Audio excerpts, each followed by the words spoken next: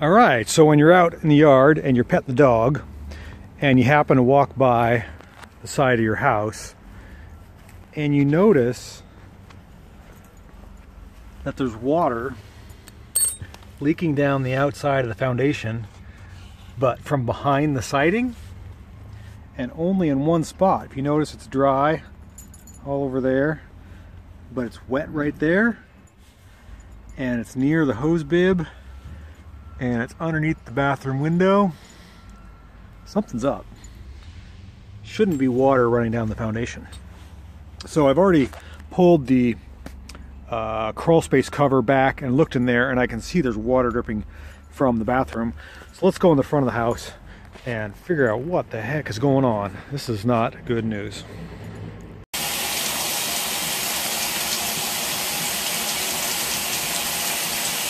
All right, so I happen to have the unfortunate problem of having a shower valve that froze and cracked. This is our shower. We're in the shower together right now. This is the valve. You turn the handle up to turn either the faucet bib on or the shower head. And the house was vacant for some time in between tenants, and I guess I didn't leave the heat on warm enough. I thought 55 degrees would do it, but we had temperatures in the teens, and something cracked in here. Now if I turn the water service on outside, it just sprays water out from behind the wall. So what we're going to do, instead of breaking out all the tile, we're going to go to the bedroom, which is behind, and I'm going to measure where on the wall the shower is, or I should say the valve, which should be about right about here.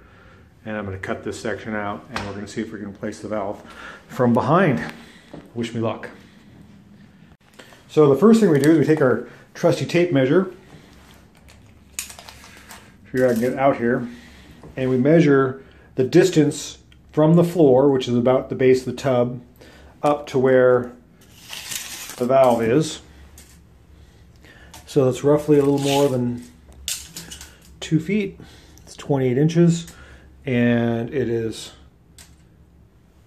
14 inches, 13 and a half or so from the wall. So we'll take that measurement and we'll go to the bedroom and try to duplicate that on the back side. So that was 28 by 14. Okay, see if we can log that in. All right, so the next thing you got to do is find out where the studs are on the wall. And you must have a stud finder that actually works. Mine seems to think there's a stud right there. I don't trust this thing. So the shower valve was right there on the other side of the wall, and I made a line with a level there and a line with a level there. And we're going to use our Dremel, and we're going to cut open the wall, and hopefully we'll find a stud along there. There shouldn't be any power. There's power way down there, power way over here. We don't want to cut through any water pipes or anything, so we're just make a shallow cut. All right, and you should get an access panel, something that looks like this. All right, and then once you've got your access panel cut behind the shower valve like this, you can see what's going on. And in this case, it's not the shower valve. I can feel somebody drilled a hole through the Wurzbow. Well, that stinks. It's from the decorative trim plate the plumber put on. Oh, what a mess. Anyhow, that's how you would fix your shower valve if indeed it was broken. You want to save your pieces to put back together. As much insulation as you can. Obviously this has gotten wet and there's some mold that's forming that's got to get fixed. But we will rebuild. Thanks for watching. Okay, so we're back working on our water leak problem, and I think I identified earlier that there's a hole right in the Wurzbow pipe. It's like PEX, it's plastic piping. The shower flange is directly, or the shower valve is directly on the other side of the wall here that we tore out, and the plumber inadvertently put one of the trim screws right through the hose, which is a huge mess. You can see the inside of the wall has insulation. I've had to dig out. It's really wet. There's some of the cellulose insulation at the bottom, and that's still wet. The sheetrock is still wet. I've got a hair dryer here. I've been drying it out, but there's mold forming on the wall, and the panel that I pulled out, look at that. It's all moldy, so I got to clean that up, dry it out, wipe it off, replace it, whatever. So what we're going to do is we're going to fix this, and the way we're going to fix it here is with this tool, the pipe cutter. I'm going to cut out the bad section, probably cut about right there and right there, cut out an inch or so piece, and then I'm going to put in this push connect coupler, 1/2 inch by 1/2 inch shark bite. So we're going to do that now. Okay, so this would be a good time to make sure you got the water shut off. I know I got the water shut off, but you can actually see water in the line, so that a little bit's going to come out. But I'm going to cut right, feel the hole, I'm going to cut about right there, like that. And then I'm going to cut, open my tool up again.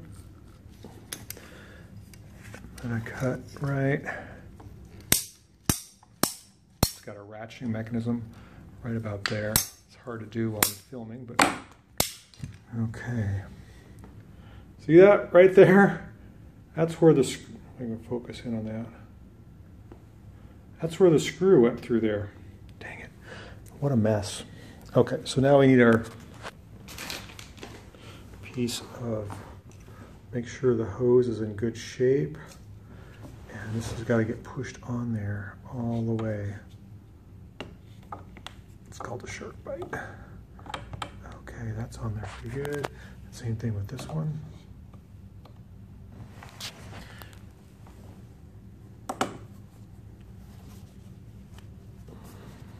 Make sure that's on there really good.